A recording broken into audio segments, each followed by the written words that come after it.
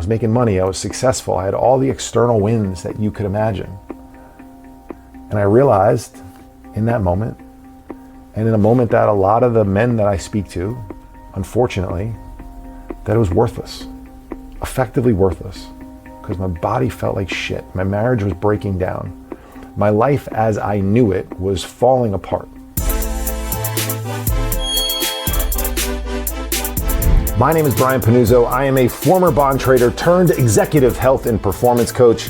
I know exactly why your health keeps losing to your calendar, and I help you build systems that fix it. I know your world as a financial professional from the inside because I lived it for 20 years. Welcome to the Success Lift podcast. I am your host, Brian, and I want to take you back to 2015 again, just like we did to start last week's episode. It is the winter of 2015. And these two events, one that I talked about last week, being down in the basement in Cresskill, New Jersey, before I had to get out and get on the road and get on the George Washington Bridge and into Midtown Manhattan by 6:30 in the morning. It's 5 a.m., sometimes earlier, down in my basement. And all I had in that time was to get a 20 or 25 minute workout in by using an app, doing this little HIIT workout, sweating my balls off, jumping in a warm shower that I then turned to cold, and shooting out of my house like a rocket, in search of finding something to change the circumstances that I felt like were in control of my life. And I want to take you back to around that moment, because that wasn't the only thing. I mentioned that my wife came to me and sort of said, look, this is not what I was looking for in a life, and I don't want to live like this. And if we're going to continue to be like this, this is not a life I want to live. And with a 5-year-old and a 6-month-old, that was one of my alarm bells that went off that let me know enough was enough in my life. But it wasn't the only one. And during a very tumultuous time of my life, my mom had just passed away, as I mentioned as well last week. My wife coming to me with this sort of ultimatum of, this isn't how I saw my life going, and things need to change, or things will change. There was another moment in time that I find is a lot more relatable to guys like you, because not everyone has had their wife knock on their door, proverbially, and say, hey, dummy, this ain't working.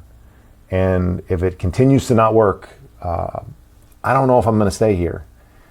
And so that moment, that visceral moment for me, may not relate as much to you, because I got blindsided by that. And I'm not saying you're going to, but if and when you do, it will feel the same way. And so if you would have told me a week before, hey, this is probably going to happen, you should be concerned about this, I would have said, what are you, nuts? No, there's no chance. What are you talking about? Our marriage is good. We were good. We didn't constantly blow up at each other, have fights. We had regular sex. We were better than a lot of other people that I knew. And yet there I was in a moment of, crisis, because I didn't see it coming. But a very frequent occurrence that I hear from a lot of guys is they have a much more quiet moment in their life. And I had one of those two right around the same time. And again, for context, this is early 2015. My son, who's now 16, was 5 at the time. And for any of you who have a 5-year-old boy, have had a 5-year-old boy, or young kids in general, you know that around 5 is peak Lego time, or at least was, 11 years ago.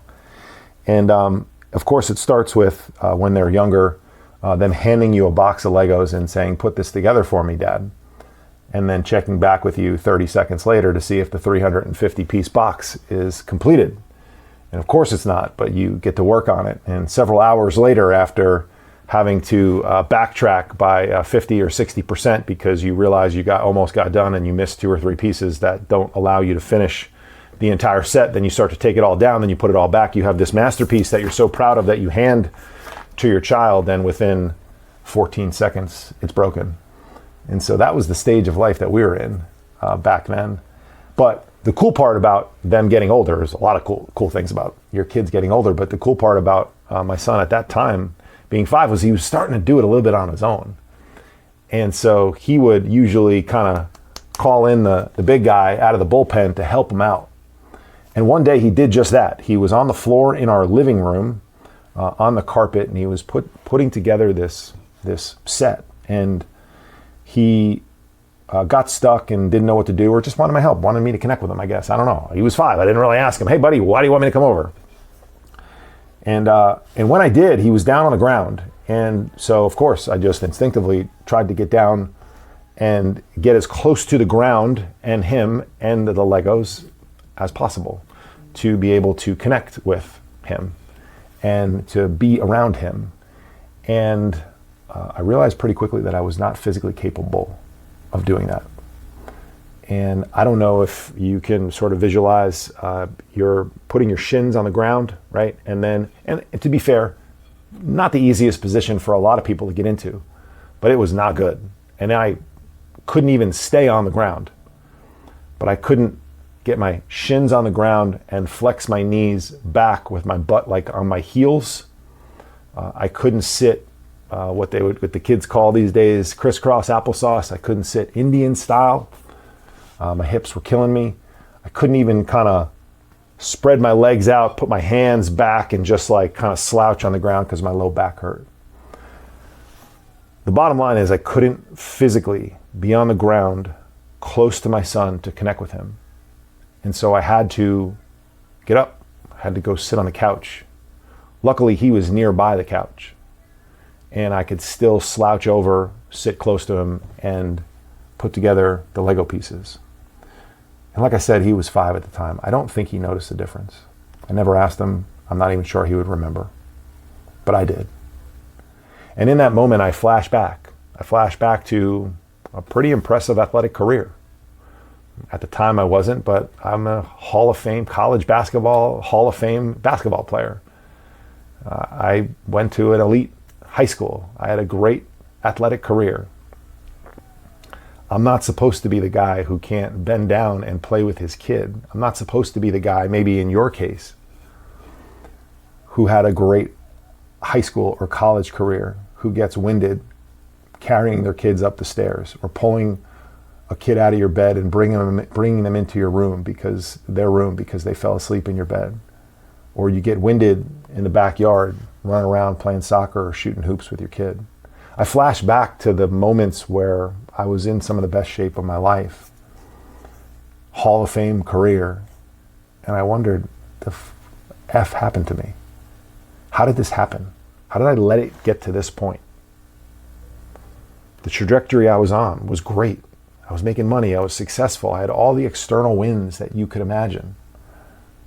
And I realized in that moment, and in a moment that a lot of the men that I speak to, unfortunately, that it was worthless, effectively worthless, because my body felt like shit. My marriage was breaking down. My life as I knew it was falling apart, slowly but surely. Divorce was potentially on the horizon for me. I was in daily pain. I was constantly tired. I was drinking coffee at 3 and 4 p.m. just to sort of finish out the day. I had to have a couple glasses of wine when I walked in the door just to calm down and wind down.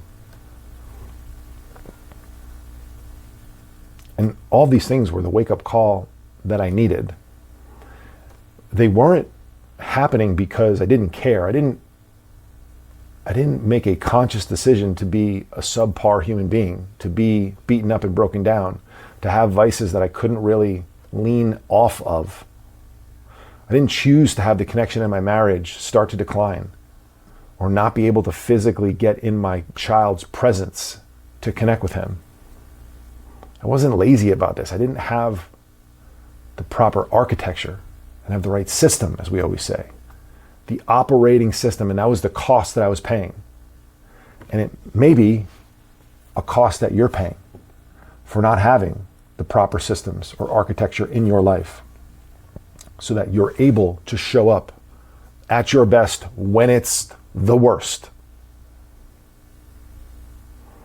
for a lot of guys that I talk to, I've had this conversation so many times, man, so many times. That's why I wanted to do another episode and dig in a little bit more to this like moment, because I realized after listening to last week, the divorce conversation, the D word, the big one, that's a big moment. You're, as I was, you're thrust into action right there. But what happens so much more frequently from the men that I speak to is that these big moments, they don't happen as much. It's these quiet moments, these moments where nobody even knows. When you're by yourself, when you're just reflecting about, man, did that really just happen? Did I really just struggle to do that? It's this moment where you start to talk to yourself a little bit. Like, what am I doing? Is this really worth it? Is this the life that I thought I would have 20 years ago when I started this career? And in that moment for me, I made a decision.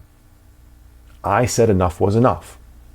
I decided that the same job, the same commute, the same schedule, the same commitments, the same stress was going to produce a different outcome for me, because I was going to change. Because all of those things are constant. I'm the variable. I'm the thing that can change. And that's why for me, the entry point was 20 minutes in the basement. Hit workout, cold shower, start to change. And that's why I said 2 weeks later, I started to feel better. Nothing external changed in 2 weeks, but I felt more in control. And the danger for so many people is they have that moment. That's why I wanted to do another episode. You have that moment and you push it off to the side, or you just let it dull. It bubbles up, there's urgency, and then time dulls it. And please, if you take nothing else away from this conversation, and you're still listening to me right now, and you've felt some form of urgency over the last week, 2 weeks, 2 months, go back to when you last did. Rekindle that, get it back. Do something about it. Do something. Yes, I would love to talk to you about working inside of our program, but I don't give a damn where you do it. I cannot say that with more authentically. I don't care. Just do something. I'm always pushing urgency on the people that I'm talking to, not because I'm trying to make a sale or get them involved in our program, because I know what happens. I know that time will start to allow that to fade away. It'll push it aside. More important, urgent things, they're not more important. They'll feel more important, will bubble up to the surface. More fires will come onto your plate. And then we know what happens. 3 months later, 6 months later, 3 years later, 10 years later, raising my hand, you're still in the same place. So I don't want that to happen to you. The way out of this for yourself is not a new life. It's deciding and learning how to run this one, the one that you're in, differently. So please take some urgency, because like I said last week, 2 weeks can change things. 2 months, physically, you can be different. I have so much proof of that inside of this program and inside of my own life. 2 months later, I started to feel good. I started to look better. 2 weeks into it, I started to feel good. The mirror started to confirm what I already felt. I was down 10 or 15 pounds. Then belief shifted for me. That's when I started to ask myself, what else am I capable of? And that was the rocket ship that sent me off. Now, did that rocket ship take a ton of stops? Yeah, it did. But that's life. That's what it's meant to do. The decision that I made didn't have anything to do with the circumstance. I didn't decide to change my environment, my circumstances. When I say environment, yeah, I started to change the people who I was hanging out with, the inputs that I had, my surroundings, my influences. But I sat in the same chair, in the same office, with the same commute, with the same client dinners, the same travel, the same weekend commitments. All of it was the same. I was different. I showed up differently.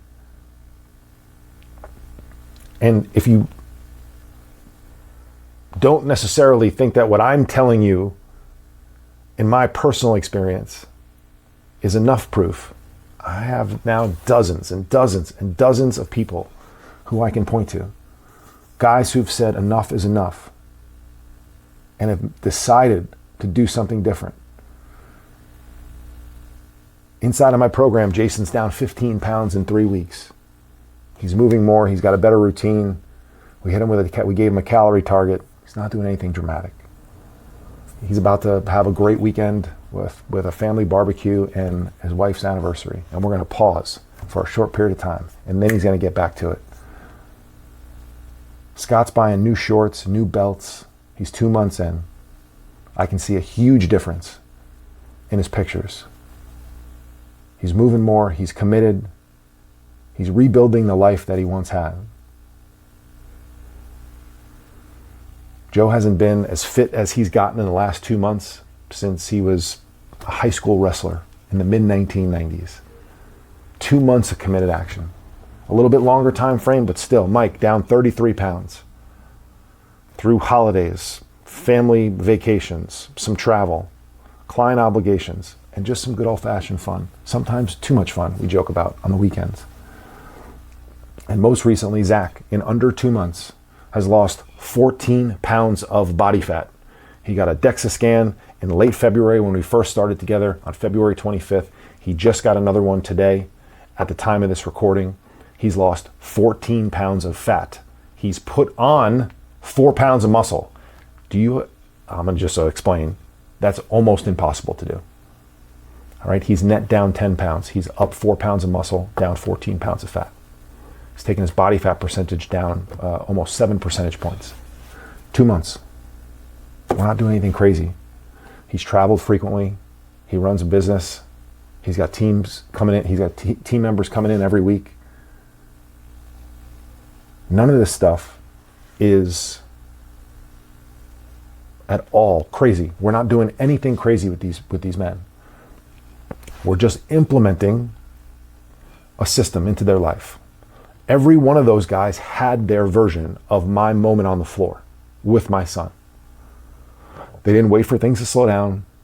They just decided that despite the chaos, they were going to commit to themselves. You've had a moment. I know you have. Think about it right now. If you're driving a car, if you're running, if you're working out, don't close your eyes. But if you're not, close your eyes. Think about the moment. You've known it for a while. Think about how you felt in that moment. Some of the things that you might have told yourself. The questions you might have asked yourself. Is this really worth it? Was it meant to be this way? If certain things are going so well, why are certain other things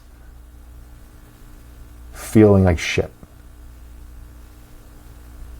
I should do something about this. Now's the time. Enough's enough. You've had these conversations. You know what your moment is. I want you to think about that. And then think about where you could be in 2 to 3 months. Because the only question is, are things going to look differently for you in July, August, September than they do right now? Because those dates are coming. Summer's coming. The fall's going to pick up again. The holidays will be here. Will you be in the same place? Will you be worse? Or will you finally make a decision and say enough is enough and do something about it? I would urge you to take action. If that's a conversation with us inside of this program, I would welcome that. You can join the other 70 men and a couple women who have taken control of their lives and are getting epic results. If you want to have a conversation, you can reach me at brian@thesuccesslift.com, or you can text me at 917-709-4283. If it's not with us, cool. We got a lot of people inside this program. We'll be okay. We're going to do our thing. Do something. Do it for yourself. Do it for your family. Do it so that at this time next year, you can look and feel completely different. And you'll look and feel much different way before that. You'll never be happier that you did. I appreciate you guys. If you enjoyed this episode, share it with somebody who could hear it too. Take care. See you next week.